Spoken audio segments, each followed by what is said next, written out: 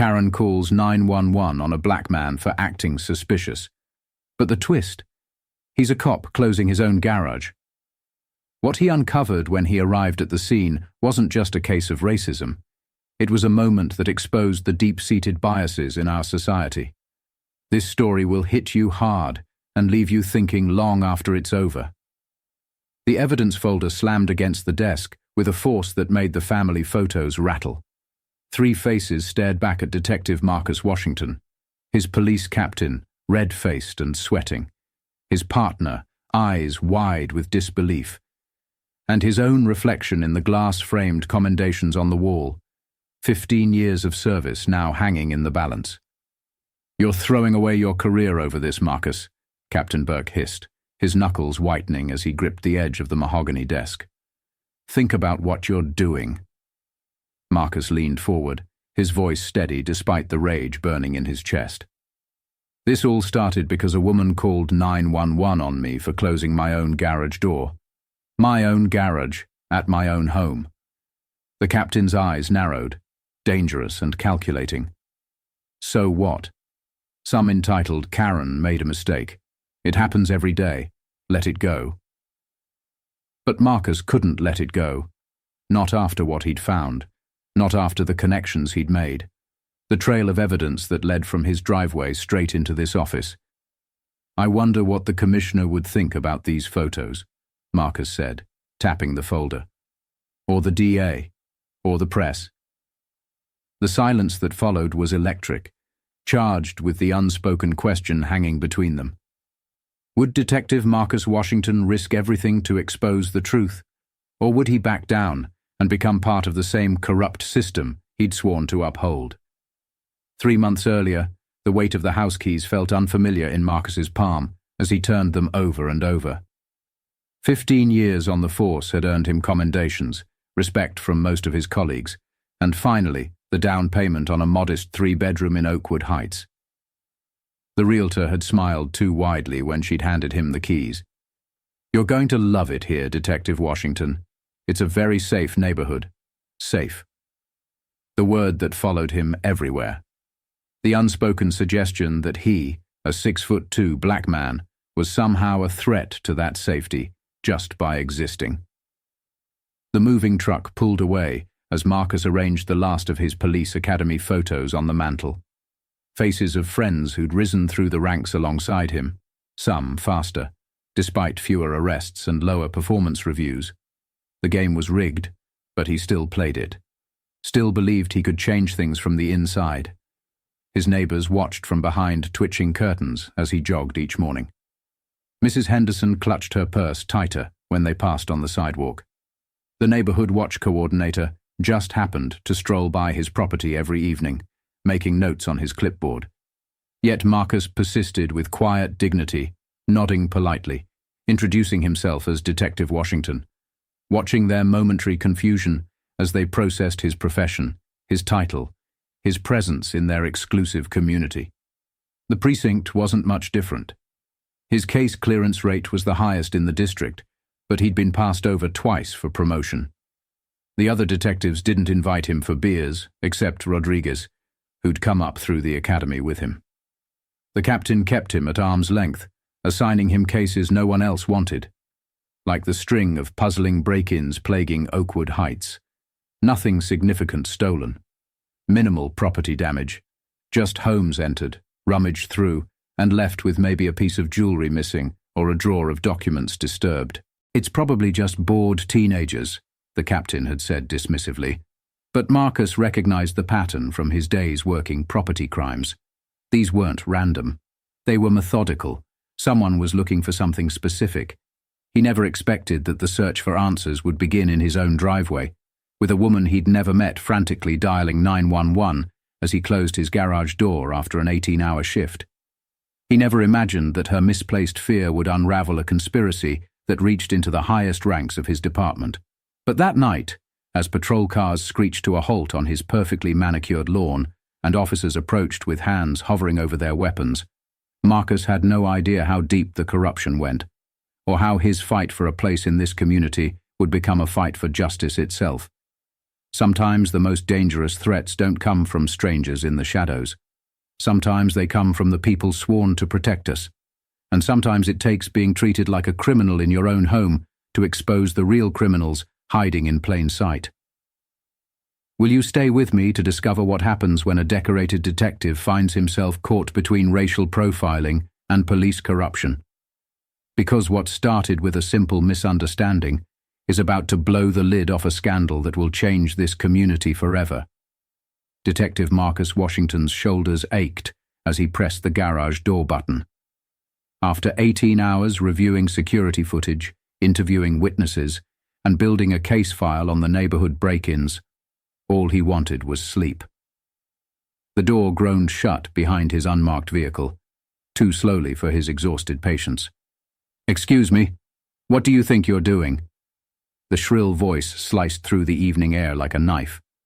Marcus turned to find a middle-aged white woman in a floral cardigan standing at the edge of his driveway, phone clutched in her manicured hand like a weapon. Her face was pinched with suspicion, eyes narrowed to slits as she assessed him from a calculated distance. "Ma'am, this is my house," Marcus replied evenly, the weight of his badge heavy in his pocket. The same conversation he'd had at the community pool last weekend. The same explanation he'd given to the mail carrier who'd refused to deliver his packages last month. "I've lived on this street for 20 years, and I've never seen you before," she snapped, fingers already dialing. "I'm calling the police. We've had break-ins, you know. Ironic. The very case he'd been working." Marcus sighed, too tired to argue. "Ma'am, I am the police. Detective Marcus Washington, 3rd Precinct." He reached for his badge.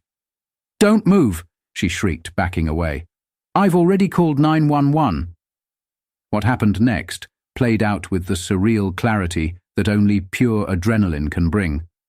Within minutes, 2 patrol cars screamed into his driveway, lights painting the pristine suburban landscape in alternating red and blue. Officers, his colleagues, approached with hands hovering near their weapons. Johnson, Rodriguez, Marcus nodded at the officers. Good response time. Recognition dawned instantly. Detective Washington. The woman, who introduced herself as Karen Schaefer, blanched. He said he lived here, but I've never seen him before, and with all the break-ins—" "Ma'am," Officer Rodriguez interrupted gently. "Detective Washington moved in 3 months ago. He's actually leading the investigation into those break-ins." Karen's face flashed with embarrassment, but Marcus noticed something else in her eyes, not just shame, but genuine fear. Something about her reaction didn't fit the typical profile of entitlement he'd come to expect. "Mrs. Schaefer, right?" he asked, a suspicion forming. "2 houses down, corner lot." She nodded stiffly. "Your garage was broken into last week. Nothing taken, but the lock was tampered with." Her eyes widened. "How did you know?" "I never reported it." "Because," Marcus said quietly, "it fits the pattern. Small disturbances, testing security systems, seeing who notices what." He turned to the officers. "Check the property, thoroughly." While Karen stammered apologies, Marcus's trained eye caught movement across the street, a shadow slipping between houses. His exhaustion vanished instantly. "Get inside," he ordered, all fatigue replaced by adrenaline as he drew his weapon. "Lock the door." Before Karen could protest, Marcus was moving across the lawn, signaling Rodriguez to cover the opposite approach. The shadow darted between 2 hedges, male, medium build, dressed in black. Marcus cut through the neighbor's yard, anticipating the escape route. The suspect froze, caught in the beam of Marcus's flashlight. Something metallic glinted in his hand, not a weapon, but a small digital device. Recognition flashed in the man's eyes before he bolted, dropping the object in his haste. "Police! Stop!" Marcus shouted, closing the distance.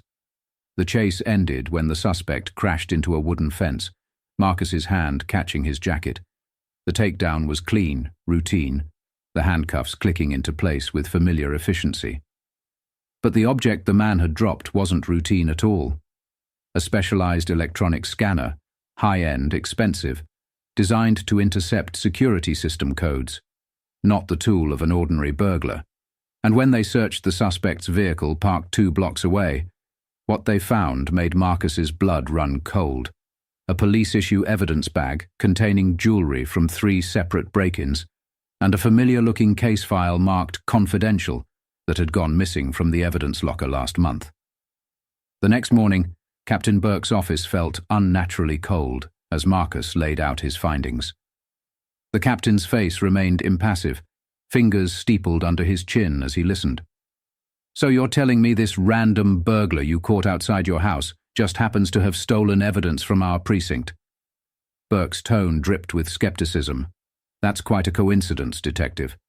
"It's not a coincidence, sir." Marcus pushed the crime scene photos across the desk.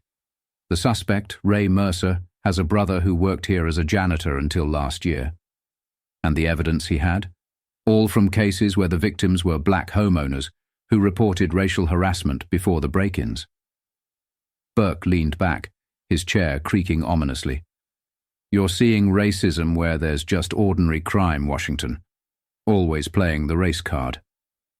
Heat rose in Marcus's chest, but his voice remained steady.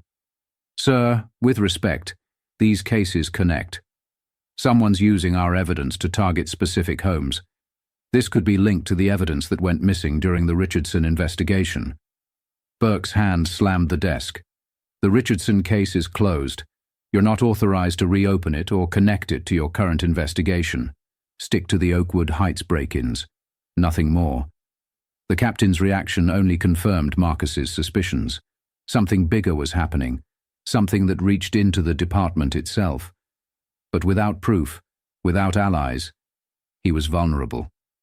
That evening, Karen Schaefer appeared at his door, clutching a covered dish like a peace offering. "I brought lasagna," she said, eyes downcast, as an apology. Inside, over reluctant bites of surprisingly good pasta, Karen revealed why she'd been so quick to call the police. 3 weeks ago, someone left a note on my door. It said, "We're watching you." I thought it was because I reported suspicious activity at the Miller house. For the first time, Marcus saw her as a potential witness rather than just a racist neighbor. He showed her photos of Ray Mercer. "Have you seen this man in the neighborhood before?" Karen's fork clattered against her plate. "Yes. He was posing as a utility worker last month. Checking meters, he said. Something like understanding passed between them. 2 people caught in something larger than their misconceptions about each other." Marcus explained the pattern he'd found, carefully omitting his suspicions about the department. Karen listened, her expression transforming from skepticism to concern. Before she left, she hesitated at the door. "I was wrong about you, Detective Washington. I'm sorry." Marcus nodded, not quite ready to absolve her, but recognizing the first tentative step toward change. The next morning revealed how dangerous that step might be. Marcus awakened to the sound of breaking glass. His front window shattered, a brick lying amid the glittering shards. Wrapped around it was a note, letters cut from magazines. "Back off or else, N." The slur burned in his vision as he called it in. Rodriguez arrived first, his face grim as he photographed the evidence. "This isn't random, partner. Someone's sending a message." From across the street, Karen watched from her porch, hand covering her mouth in shock. When she crossed to speak with Marcus, her voice was different, stripped of its entitlement and filled instead with genuine alarm. "I heard it happen," she said. "I saw a police cruiser driving away." The words hit Marcus like another brick. A police cruiser. Not just department corruption. Direct intimidation by one of his own. Karen's eyes met his, something resolute hardening in her expression. I took a picture of the license plate. In that moment, standing amid the broken glass of his vandalized home, Marcus realized he'd found an unlikely ally in the very woman who had called the police on him 3 days earlier. The mystery of the break-ins, the missing evidence, and now the threat against him, all connected by invisible threads that led back to his own precinct. "If you think this is going to make me stop," Marcus thought as he surveyed the damage to his home. "You don't know what I've already survived to get here." He turned to Karen, whose phone now held evidence that could either save his investigation or put them both in danger. "Are you sure you want to be involved in this?" he asked. "From here, it only gets more dangerous." Her answer would determine whether he fought this battle alone or with the most unexpected of allies by his side. What would you do if you were watching this story unfold? Would you risk everything for the truth or walk away to protect yourself? The storage facility loomed against the night sky, a maze of identical metal doors and security cameras that blinked like watchful eyes. Marcus sat in his unmarked car, raindrops drumming a nervous rhythm on the roof as he studied the facility layout on his phone. 3 weeks of covert investigation had led him here, Unit 347, registered to a shell company that took him 5 searches to connect to Ray Mercer's brother, and 1 more search to link to a property owned by Captain Burke. His heart hammered against his ribs. In 15 years of police work, he'd never crossed this line, investigating his superior officer without authorization. But the trail was too clear, the connections too deliberate to ignore. Behind him, Karen's sedan pulled up quietly, lights off as they'd planned. She'd proven surprisingly useful, her uptight neighborhood vigilance transforming into meticulous attention to detail as they gathered evidence. The woman who'd called 911 on him now brought him coffee during late-night stakeouts and took photos of license plates without being asked. "You shouldn't be here," Marcus said as she approached, rain plastering her usually perfect hair to her forehead. "If I'm wrong about this, we're both facing serious consequences." Karen's jaw tightened with newfound determination. "If you're right, and we do nothing, the consequences are worse." The bolt cutters made quick work of the padlock. Marcus moved with practiced precision, gun drawn, flashlight illuminating the darkness in disciplined sweeps. The storage unit door rolled upward with a metallic groan that seemed to echo across the entire facility. The smell hit them first, musty cardboard and the chemical tang of processed evidence bags. Boxes lined the walls, each labeled with case numbers that Marcus recognized instantly, all from the 3rd Precinct, all from the past 18 months. All cases involving black victims whose perpetrators had mysteriously walked free on evidence technicalities. "Jesus," Karen whispered behind him, her camera clicking softly as she documented everything. "How many cases are here?" "Dozens," Marcus answered, throat tight with rage and vindication. He opened one box, then another. Jewelry, electronics, case files. And something worse. Planted evidence bagged and tagged, ready to be discovered, at the homes of suspects who had solid alibis. He was framing innocent people, Karen realized aloud, the horror in her voice matching the knot in Marcus's stomach. "Not just innocent people," Marcus corrected grimly. "Innocent black people." The unmistakable sound of a gun being cocked froze them both. "I always knew you were too smart for your own good, Washington." Captain Burke stood in the doorway, service weapon aimed at Marcus's chest, rain dripping from his department-issue jacket. His face, usually controlled and authoritative, now twisted with contempt. "My own detective, breaking and entering," Burke said, stepping into the unit. "What would the commissioner say?" His free hand gestured at Karen, and with a civilian accomplice no less.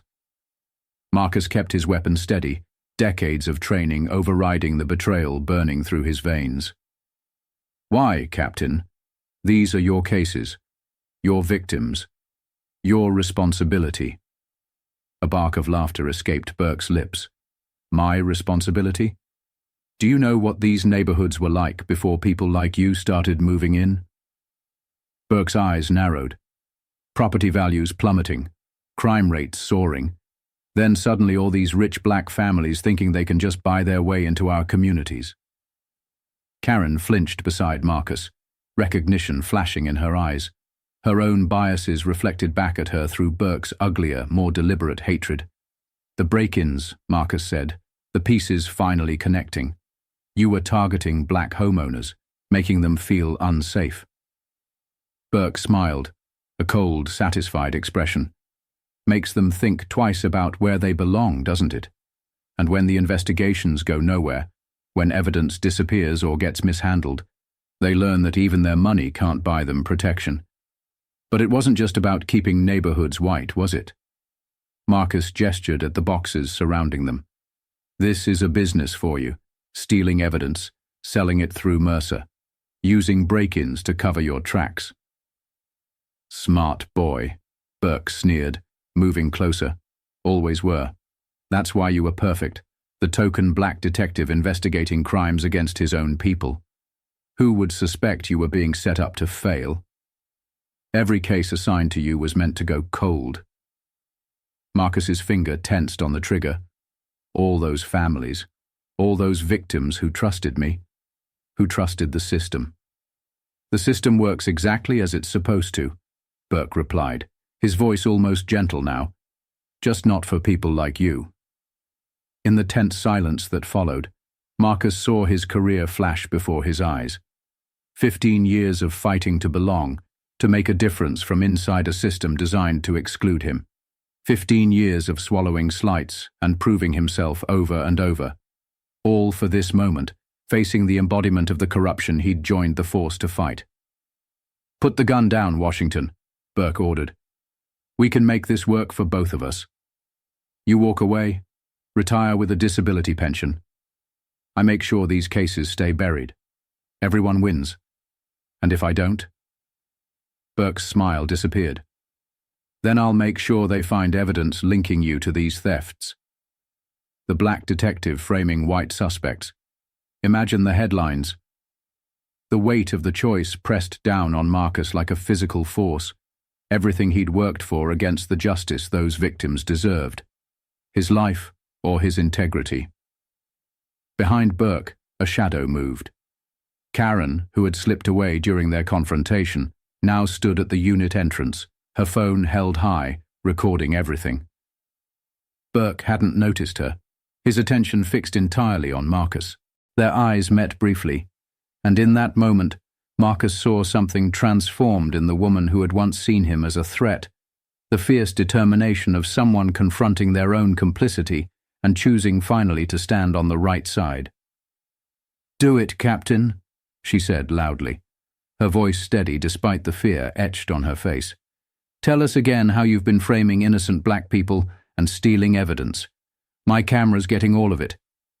Burke spun toward her, weapon raised instinctively toward the new threat, giving Marcus the split-second opportunity he needed.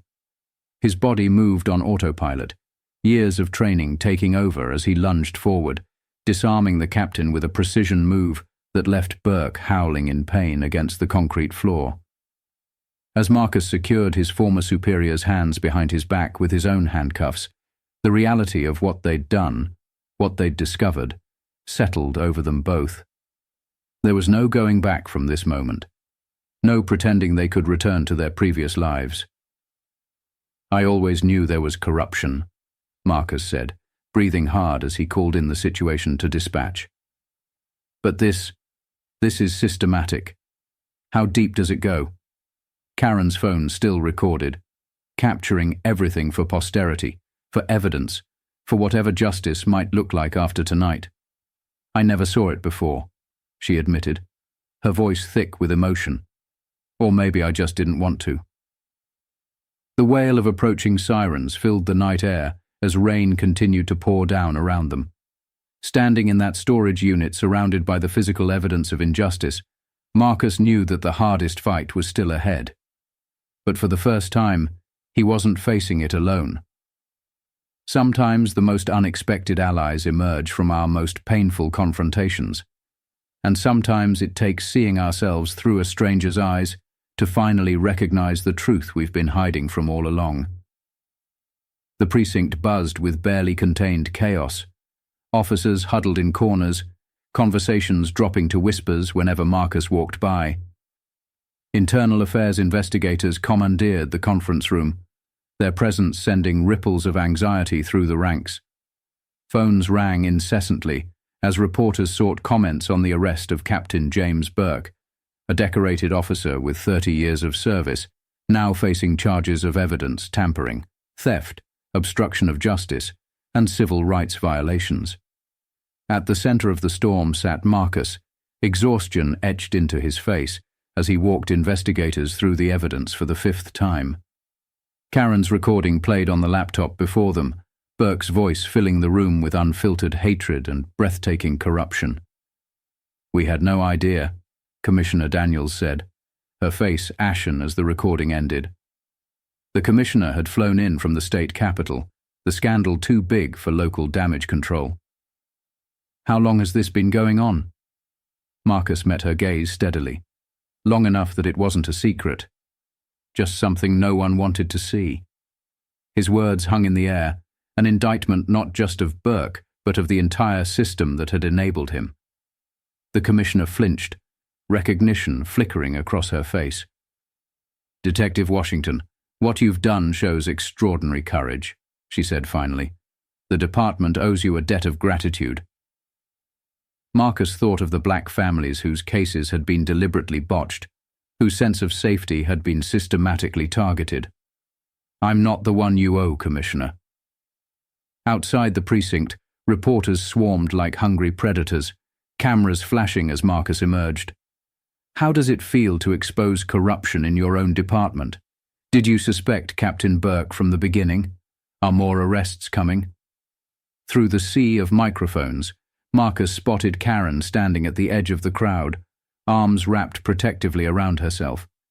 When their eyes met, she offered a small, tentative smile. Not of friendship exactly, but of shared understanding. They had both crossed a line that could never be uncrossed. The press conference that followed became national news, the commissioner standing grim-faced beside Marcus, announcing the formation of a special task force to review every case Burke had supervised. The community leaders demanding accountability, the mayor promising reforms.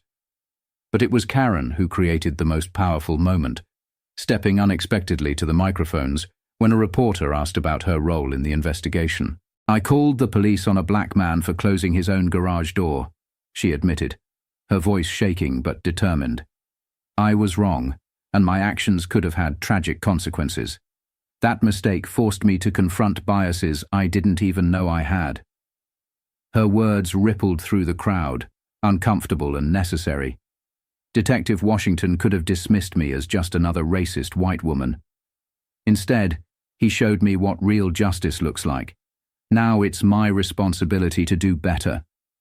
The weeks that followed tested both of them in ways they hadn't anticipated. Death threats arrived at Marcus's home, forcing him to temporarily relocate. Karen's neighbors shunned her, uncomfortable with her public reckoning. The blue wall of silence descended around officers loyal to Burke, creating invisible barriers that made Marcus's daily work nearly impossible. 6 officers were eventually arrested in connection with Burke's scheme. Dozens of cases were reopened, convictions overturned, settlements paid to victims of evidence tampering.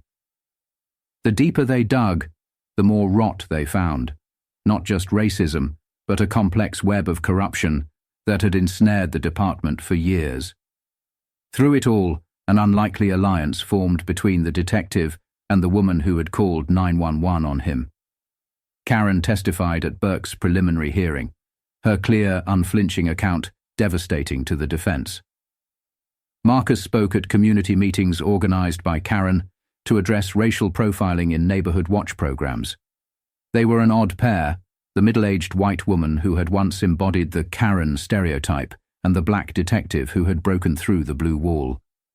But their partnership became a powerful symbol of what reconciliation could look like. "I keep thinking about how different things could have been," Karen said one evening as they reviewed notes for an upcoming community meeting.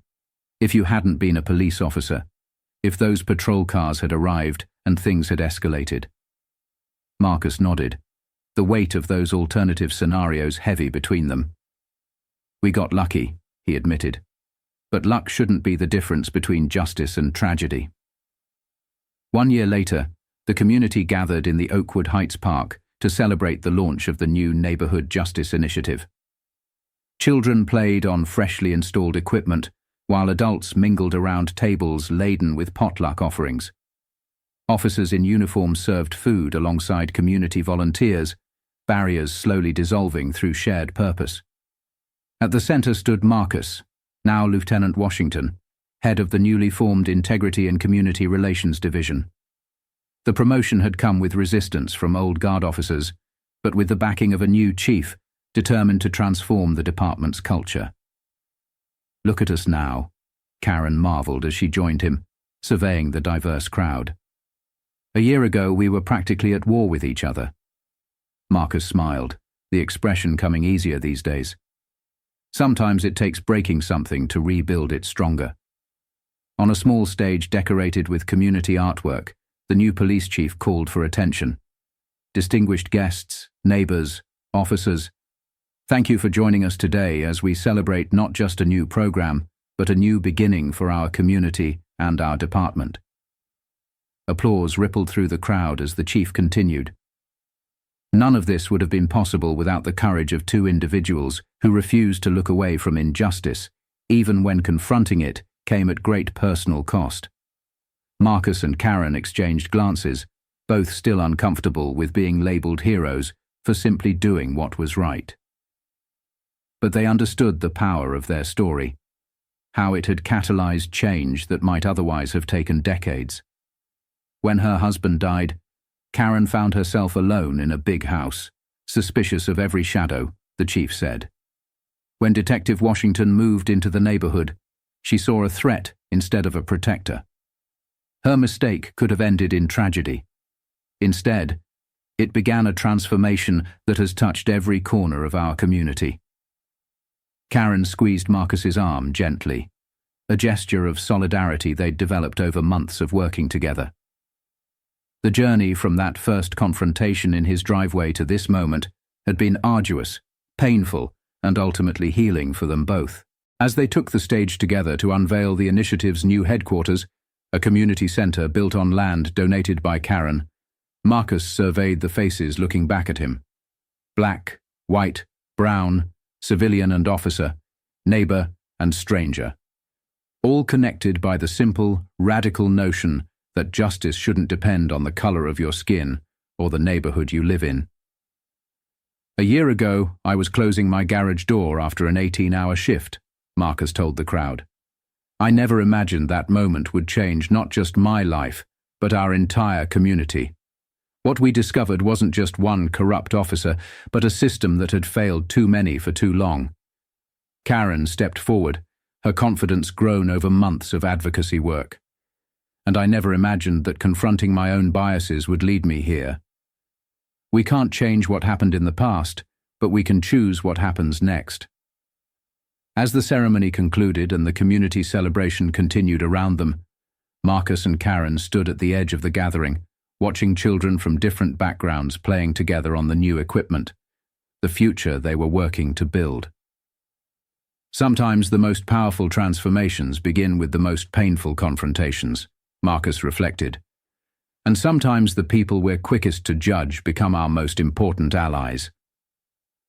Karen nodded, understanding the journey they'd taken together. "The question isn't whether bias exists in all of us," she said thoughtfully. "The question is what we do when we recognize it." As twilight descended on the community they had helped transform, neither Marcus nor Karen pretended that their work was finished. Systemic racism wouldn't be dismantled in a year, or even a decade. Deep-rooted biases wouldn't disappear overnight. But watching their neighbors laugh and share food together, seeing officers engaged in genuine conversation with community members, they recognized the power of beginning, of taking that first, difficult step toward seeing each other not as threats or stereotypes, but as human beings worthy of dignity and justice. What happens when we choose courage over comfort? When we face our biases instead of hiding behind them? When we recognize that true safety comes not from fearing each other, but from standing together against the real threats of injustice and corruption? This is what happens. One conversation, one revelation, one alliance at a time. We build the world we wish to live in, together.